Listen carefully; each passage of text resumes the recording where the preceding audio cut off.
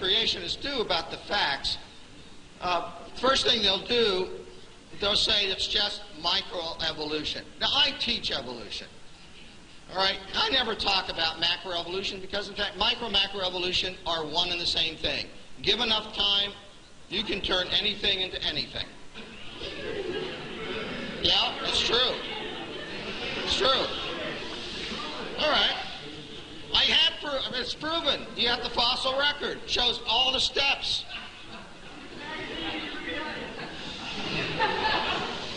All right, so typically what the creationists do, they'll deny the existence of tens of thousands of transitional fossils. Go to a museum, look at the fossils yourself. They're there. First of all, fossils don't prove evolution. Okay? The fossil record is consistent with a story, a historical pattern. It's proven. You have the fossil record. It shows all the steps. Fossils don't prove evolution. And that's exactly what paleontologists work at. The fact that it's losing its legs and turning into a whale is not really, that's still an example for evolution. Yeah, okay. You can't go backwards. You can't go backwards? You can't go backwards, because there's no backwards. There's no backwards for evolution. Right. Okay, there's no forward. There's no forward, there's no backward. Just everything stays the same. It's change. You're a creationist, man. Everything stays the same.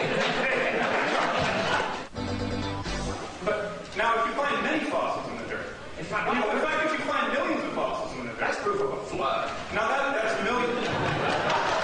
That's millions.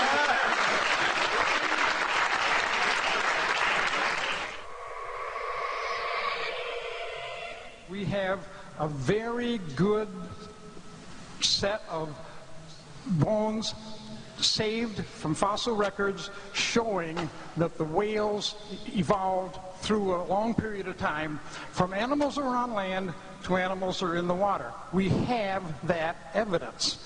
And to say we don't have it or to say that we're lying is disingenuous to this audience. I don't know if I can help if you can't get this, but no fossils count as evidence for evolution. Well, first place, there's not enough to tell what it is. Secondly, you don't know that that is the ancestor of anybody. You don't know that that animal had any kids that lived. It is absolutely impossible to use any fossils at all as evidence for evolution. And anybody that's telling you fossils are evidence for evolution, you talk about voodoo science, that is it, folks, okay? We know these bones produce something other than their kind. Even though no animal today can do this, these bones were able to do it. That's absolute voodoo science. That's a good word. I got to use that one from now on. I appreciate that, okay? And those bones don't have dates on them. They don't come with a little tag saying this one evolved into this one. All you do is put your preconceived evolutionary imagination idea on top of these fossils that are found. Fossils don't mean anything as far as evolution is concerned. We don't need them. We got all the evidence we need to prove evolution without fossils. Forget fossils. They just aren't important. What's important is DNA. We have a very good set of bones saved from fossil records showing that the whales evolved through a long period of time from animals that are on land to animals that are in the water. Fossils don't mean anything as far as evolution is concerned. We don't need them. And to say that we're lying is disingenuous to this audience. And evolution, regardless of what Dr. Hovind says, is very much a part of that tradition. We are constantly revising. Tradition? You don't have to trust tradition.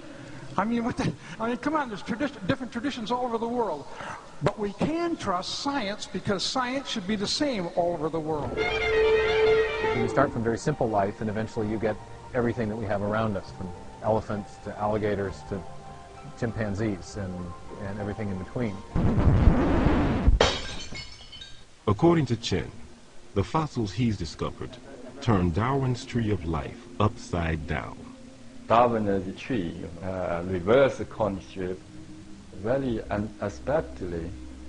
Our research is convincing major phyla starting down below at beginning of Cambrian. Base is wide, gradually narrow, so this is almost turned down different way.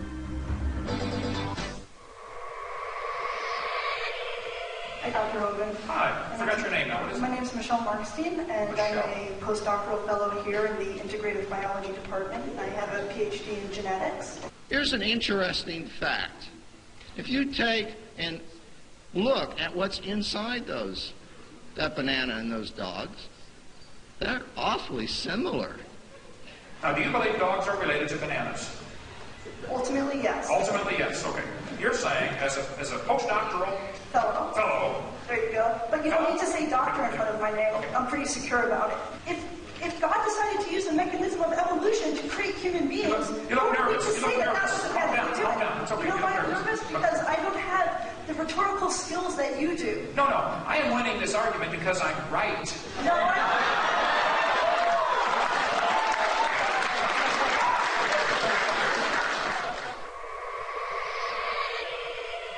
Does that prove common ancestor, or could that prove common designer? That's where you're wrong. I think it does not prove conclusively. It supports the view of common ancestry. Why doesn't it support the view of common designer?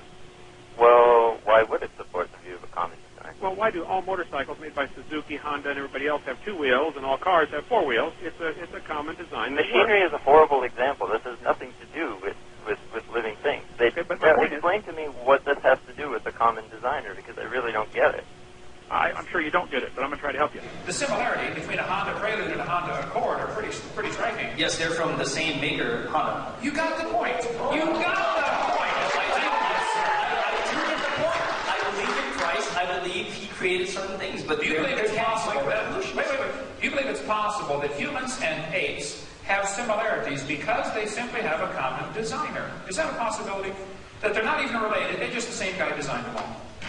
That can be a possibility, yes. What evolution do we have? What can we see? What examples do we have of evolution, regardless of the conditions, fast or slow? Please name your best one. Well, we talk to the fossil record, and we talk to the obvious existence of extinct and ancient life forms that have all the appearance, unless you believe a very complicated conspiracy theory, they have all the appearance of being millions of years old, right? So the fossil record, the more we fill it in, the more complete it becomes and the more powerful it becomes as evidence for evolution. Fossils don't prove evolution.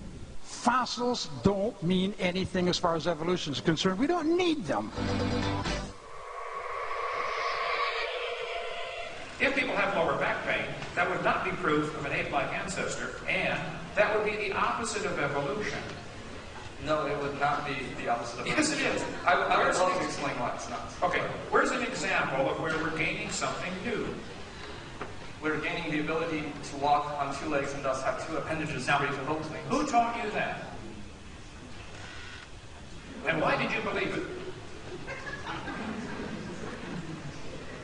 I didn't teach you that. No. I got to come here more often. That's just what I need. Okay. I'll come here as often as you can find somebody to debate me, brother. You can call me. You all know that evolution argues that we share a common ancestor with the great apes, the chimpanzee, the gorilla, and the orangutan. Well, if that's true, there should be genetic similarities, and in fact there are. So we have 46, they all have 48. That's very interesting. I would say I believe in a designer, but you know what? I don't believe in a deceptive one. I don't believe in one who would do this to try to fool us. And therefore, I think this is authentic, and it tells us something about our ancestry. Number of chromosomes is an interesting study. It is indeed true that chimps have 48, humans have 46. Tobacco also has 48.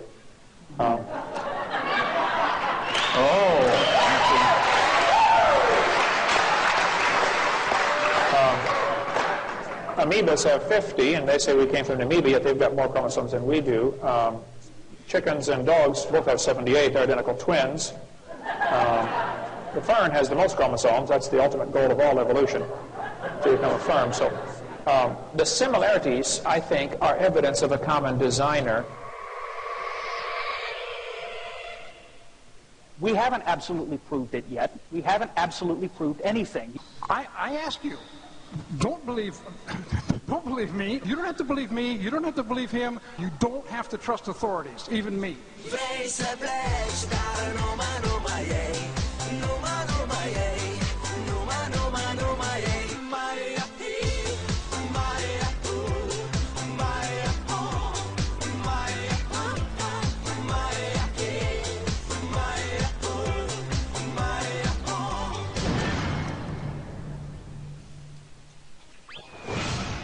I would encourage you students to open your mind just a little bit and think about possibly, it could be, just like when people were taught the earth was flat and later they found out, oops, that's wrong.